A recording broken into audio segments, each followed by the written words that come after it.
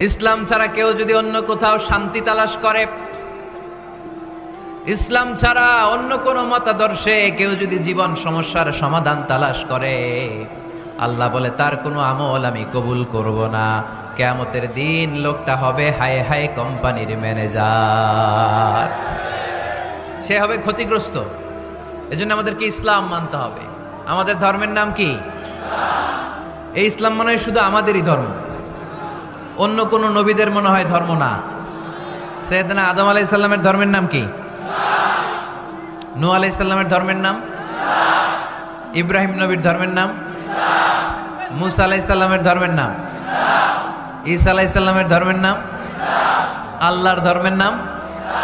আল্লাহ বলেছেন ইসলাম হচ্ছে দ্বীনুল্লাহ, এটা আমার দিন, এটা আমার ধর্ম, এই ধর্ম আমি পাঠিয়েছি। এটা কোনো মন মস্তিষ্ক প্রসূত কথা নয়, এটা নিজের মন গড়া বানোয়াট কোনো ধর্ম নয়। চিল্লায় বলেন ঠিক কিনা? সব নবীদের ধর্মের নাম ছিল ইসলাম। অনেকে আমরা গুলিয়ে ফেলি, আমরা মনে করি শুধু আমাদের ধর্মের নাম ইসলাম, অন্য নবীদের ধর্মের নাম বোধহয় ইসলাম না।